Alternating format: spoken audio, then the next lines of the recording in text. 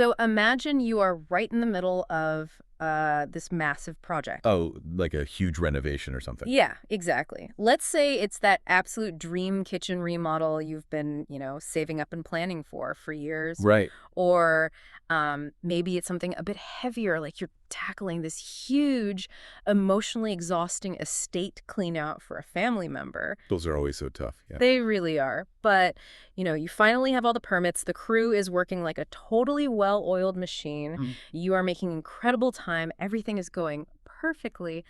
And then progress just suddenly halts. You just hit a wall. Exactly. And it doesn't stop because you ran out of lumber. And it doesn't start because a contractor didn't show up. It halts because there's literally simply nowhere left to put the trash. Yeah, it is the universal bottleneck of almost any physical project. Yeah. You hit this invisible wall where a pile of waste stops being just, a mild eyesore, and it transforms into this phenomenon that sources call aesthetic friction. Aesthetic friction. That's a great term for it. Right. It's the exact point where visual entropy, just the pure chaos of a cluttered workspace, literally stalls your momentum. It becomes a massive physical barrier, obviously, because you just can't walk around. But it also becomes this really profound psychological barrier. Yeah, because you literally cannot take another step forward without, tripping over a piece of jagged drywall or some old rusted pipe. The brain just gets overwhelmed by all that visual noise. Precisely, yeah. When a space is filled with debris, your cognitive load increases. Workers move slower to navigate the hazards, decision-making gets totally bogged down, and the overall morale of the site just plummets. To me, it kind of feels like comparing a construction site to a human body. Oh, how so? Well, you have the structural bones, right, which is the framing. Right. And you have the electrical nervous system. But waste management, that is the circulatory system. And if that circulatory system gets clogged with debris, the entire project essentially goes into cardiac arrest. You've got to keep the arteries clear. Wow, that's a highly accurate way to visualize it. When the circulatory system fails, the whole organism shuts down. Exactly. And to understand how to clear that aesthetic friction and, keep the blood pumping, so to speak, the mission for today's deep dive is to look closely at this stack of sources covering a company called Redline Dumpster Rental. Right, and they're headquartered out of Winder, Georgia, right? Right. Serving the Jefferson area. Yep, Winder, Georgia. And we're looking at them specifically because they operate fundamentally differently from like a traditional logistics or waste company. They are taking this really basic concept of trash hauling and shifting the entire mindset to what they actually call professional site stabilization. And the reason behind that shift is what really caught my attention when I was looking through this. Yeah, the background is fascinating. Right, because the founder of Redline isn't just someone who, bought a few trucks and decided to haul junk. They are a former emergency medical services professional. An EMS background, yeah. They have this deep EMS background. And they didn't just leave that career behind. They brought the entire philosophy of emergency medicine right into waste management. They really did. The company is built on this core triad of values: discipline, integrity, and urgency. There's this quote from the founder that basically says, quote, "As an EMS professional, I built Redline on the values of discipline, integrity, and urgency. When you need a dumpster, you need it now. And that's exactly what we deliver." End quote. Which is such a fascinating pivot when you contrast it with the typical industry standard. Oh, for sure. Because in traditional logistics, especially waste hauling, a "we'll get there when we get there" attitude is unfortunately super common. Oh, yeah. You get those vague delivery windows like, oh, we'll drop it off sometime between Tuesday and Thursday. Right, exactly. Yeah. But Redline applies an actual medical standard of care to dumpsters. In emergency services, a delay isn't an inconvenience, it is a systemic failure. Right. And they've ported that exact mindset over to site management. Okay, I do have to push back on this just a little bit, though. Okay, sure. Because, urgency makes perfect sense when we're talking about an ambulance screaming down the highway. But isn't using a word like urgency a bit dramatic for a dumpster? You think it's overkill? Yeah. At the end of the day, it's just a giant metal box for trash. No one's life is actually on the line here. Well, no, it's not a matter of biological life or death, certainly. But it is absolutely a matter of financial life or death for a project. Okay, explain that. So let's look at the underlying economics of a job site. Say you are a general contractor and you have a crew of 6 highly skilled tradespeople on site. Plumbers, electricians, carpenters. Right, they're not cheap. Exactly. They are making, let's say, $40 to $50 an hour each. What happens if your single dumpster is full and the company hauling it away is delayed by 3 hours in bringing the replacement? Well, they can't rip out any more of the old cabinets because there's nowhere to put the wood, so they stop working. They stop working, Yeah. but they absolutely do not stop getting paid. Oh, man. Yeah. A 3-hour delay in a simple, routine dumpster swap results in massive idle labor costs. It can cost a contractor hundreds, sometimes thousands of dollars in a single afternoon just paying a crew to stand around looking at a pile of trash. Just burning money. Exactly. Communication latency, those unreturned phone calls, those vague timeframes you mentioned earlier, is the silent killer of project momentum. Wow. That is exactly why Redline treats that delay as a failure. It's why they established a strict response within minutes standard during their operating hours. Which are Monday through Saturday, 7 a.m. to 5 p.m., right? Yes, Monday through Saturday, 7 to 5. And they even offer same-day delivery when their inventory allows for it. So that immediate triage, that rapid response, is actually a mechanism to protect the project's budget. It's not just about being fast for the sake of being fast. Right. They are treating the financial health and the operational momentum of your job site with the identical standard of care an EMT applies to a patient's physical health. You stop the bleeding immediately. And in this case, the bleeding is your budget. That makes the EMS connection completely click for me. Yeah. So if they are operating with this emergency room mindset, they naturally require project managers to apply what the industry calls logistical triage. Yes. Because when you have a site suffering from that aesthetic friction we talked about, you have to decide which treatment is actually going to cure the problem. Right. Because there isn't a one-size-fits-all cure. Yeah. It really comes down to what industry consultants call the pace of your project. You have to break down your timeline and, crucially, your labor allocation. Okay. The first major option is the roll-off dumpster rental. This is engineered for what we call iterative loading. Meaning like you are filling it up bit by bit over a period of days or weeks. Exactly. It provides 24/7 site containment. This is the strategic choice for an ongoing renovation or, let's go back to that estate clean-out scenario. Yeah, the emotional one. Right. When you are cleaning out a family home, you can't just shovel everything into a bin blindly. You might have to pause, open a box, evaluate the sentimental value of an item, and decide if you actually want to keep it or toss it. That requires time. A lot of time. A roll-off dumpster gives you the grace to load at your own pace on your own schedule without some crew tapping their watches waiting for you. Right. But then on the flip side of that triage, you have full-service junk removal, and this is completely different. Oh, totally. This is what's referred to as the decluttering sprint. It's completely hands-off. It's a point-haul solution. Basically, they bring in trailer haul-off equipment, a crew shows up, and they do absolutely all the heavy lifting. You just point at a couch, and it disappears. It is highly effective for highly specific scenarios. Think about prepping a property for a real estate listing. Oh. Speed to market is everything. You don't have 3 weeks to sift through things. Yeah. You have an open house on Saturday, and you need the place spotless by tomorrow afternoon. The decluttering sprint is perfect for that. But see, my instinct here is if full-service junk removal means I literally don't have to lift a finger or break a sweat, why wouldn't I just default to that every single time? It sounds great, right? It sounds like the ultimate luxury. It does. Until you look at the economics of labor allocation for a longer project.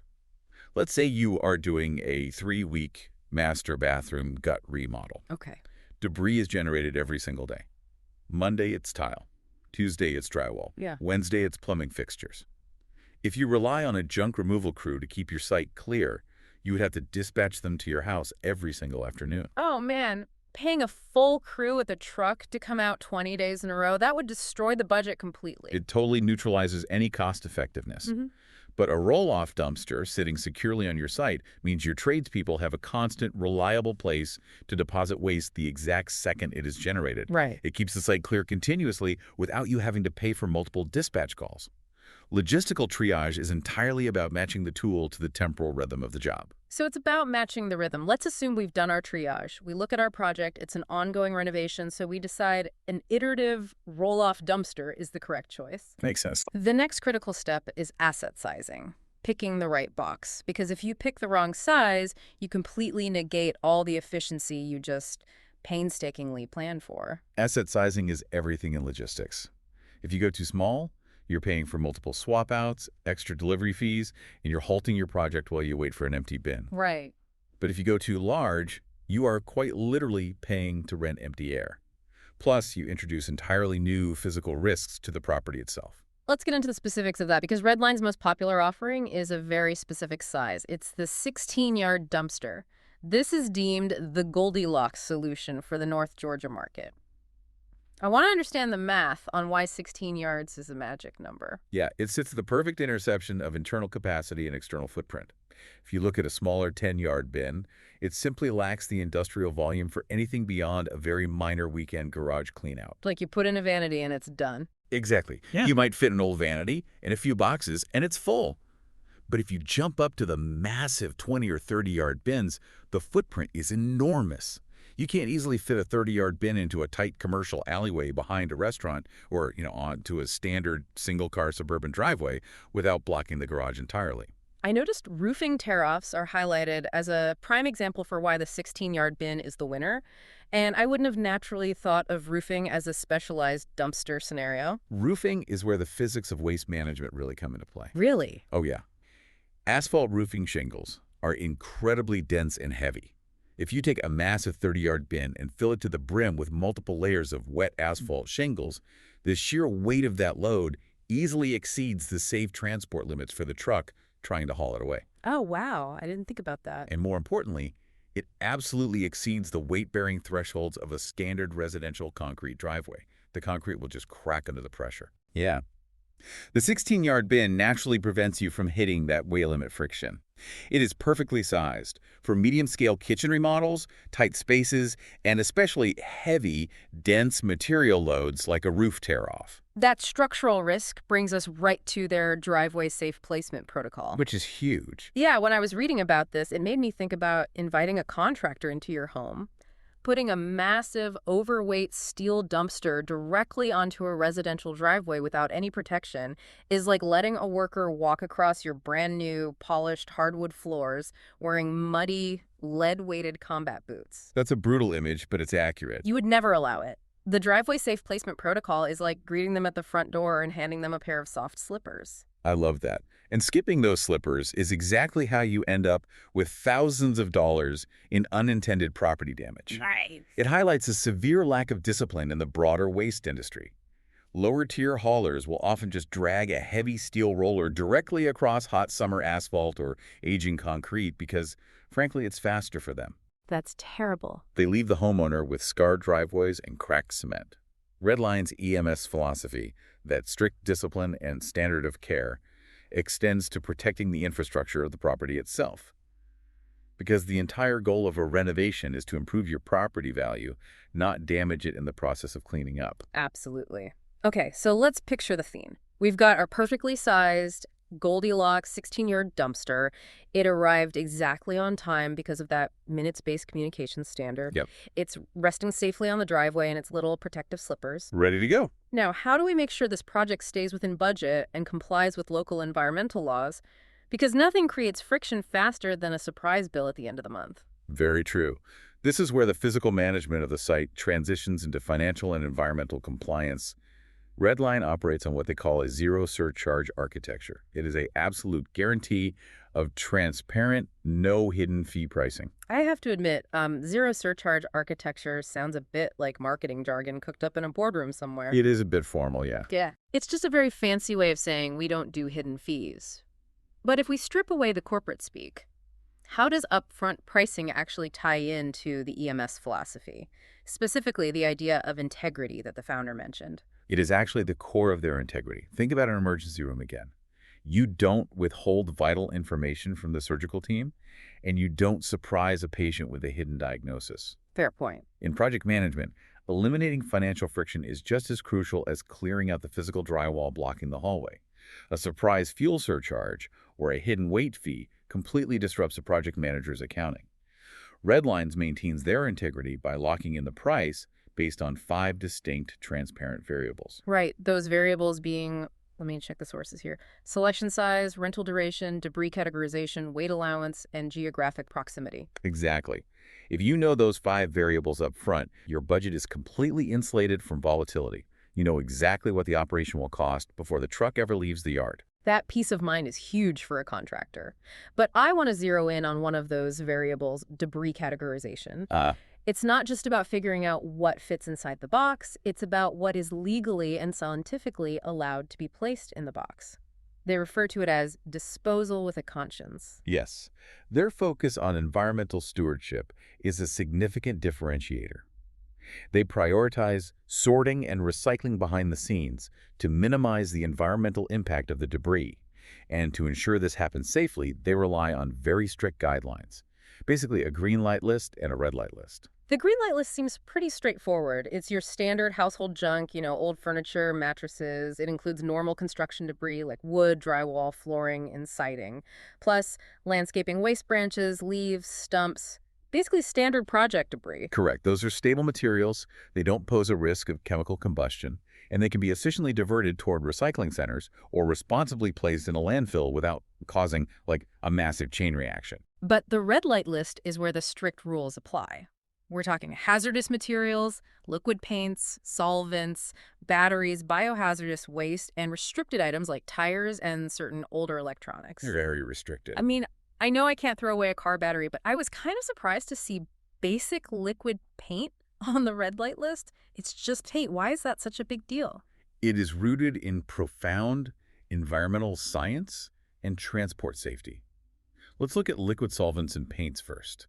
When you put liquid chemicals in a standard unlined municipal landfill, they don't just sit there, they leach. Oh, like they soak in. Exactly. The liquid seeps down through the compacted trash, through the soil, and can directly contaminate the North Georgia water table. Wow. Once groundwater is contaminated with solvents, it is incredibly difficult and astronomically expensive to remediate that soil. You are poisoning the well, quite literally. That makes total sense. Okay, what about batteries? People throw away AA batteries all the time, but they ban all batteries here. Batteries are a massive hazard, particularly lithium-ion batteries like the ones in power tools or laptops. Oh, yeah. Those things pack a punch. They do, and they contain heavy metals and corrosive acids. But the immediate threat is actually kinetic. Imagine a dumpster filled with tons of wood, heavy tile, and metal pipes. Okay. If a lithium-ion battery gets crushed under the weight of that shifting construction debris while the truck is bouncing down the highway at 60 miles an hour, the battery's internal separator can rupture. Uh-oh. This causes a thermal runaway, which is a sparking, self-sustaining chemical fire right there in the back of the moving truck. That is a literal emergency. You have a flaming truck on the interstate. Exactly. It's incredibly dangerous for the driver and everyone on the road. And then you have tires, which present a fascinating, almost bizarre logistical nightmare. Yeah, why can't you bury a tire? It's just rubber, isn't it? It's just rubber, but think about the shape of a tire. It's basically a donut designed specifically to hold air. When you bury a tire in a standard landfill, the organic material around it, the food waste, the wood, the paper, eventually starts to decompose. That decomposition process naturally releases methane gas. Okay, I'm following you. The buried tire catches those rising methane bubbles underneath it like a rubber parachute. Over years, or even decades, that trapped gas creates enough upward buoyancy to push that heavy tire slowly up through tons of compacted dirt. Wait, really? Yes, it literally floats to the surface until it breaches the ground, rupturing the engineered clay cap of the landfill, which lets toxic gases escape into the atmosphere. I had absolutely no idea a tire could float through solid dirt. That is wild. It's crazy, right? It completely reframes the whole concept of renting a dumpster for me. We started this deep dive just talking about finding a metal box to throw trash into, but when you look at the mechanics of methane gas, the idle labor costs, the driveway protection treating waste management as a strategic partnership rather than a last-minute afterthought, it changes the entire trajectory of a project. It truly is the defining difference between a project that stalls out in a chaotic, expensive mess and a project that flows seamlessly from the first day of demolition to the final walkthrough. Whether you are a general contractor doing a massive commercial gut remodel or just a homeowner who is, finally getting around to clearing out that basement, Redline Dumpster Rental clearly has the systemic discipline to keep you moving forward. They absolutely do. They have taken the high-stakes precision of a medical emergency response and mapped it perfectly onto site stabilization. So if you are listening to this and you are in the Jefferson, Georgia area or anywhere within their 25-mile service radius, which is a huge footprint, by the way. Oh yeah, it covers a lot of ground. Yeah, it covers key hubs like Athens, Gainesville, Beaufort, Winder, Monroe, Braselton, Lawrenceville, Commerce, Flowery Branch, and Loganville. If you're in that area, you need to get this sorted before your next project hits that wall of aesthetic friction. For sure. Having a disciplined logistical partner securely in place before the first piece of drywall comes down is the ultimate project hack. Definitely. You can contact Redline Dumpster Rental directly by calling 706-870-8996. Let me just repeat that. It's 706-870-8996. And they have a great website, too. Yeah. You can easily book your perfectly sized bin and get a transparent quote online by visiting redline-dumpster.com/dumpster rental or just reach out at redline-dumpster.com/contact. Super easy. And if you're local, their headquarters is located at 123 Main Street, Winder, Georgia, 30680. You can also check out their reviews and see their service area via their Google business profile, which you can find at share.google, BHIRJ8Q8Q03J. They make it incredibly easy to experience that response in minutes standard. It is a level of accessibility that truly validates their promise of urgency. It really does. So we'll leave you with this final thought to chew on as you plan your next big project. If applying emergency medical protocols, things like strict logistical triage, uncompromising standards of care, and life or death urgency, to something as seemingly mundane as a local dumpster rental business can completely revolutionize its efficiency and eliminate friction, what other everyday bottlenecks in your own life or your own business could be permanently solved by treating them with that exact same standard of discipline? That is a great question. Something to think about. Until next time, keep exploring.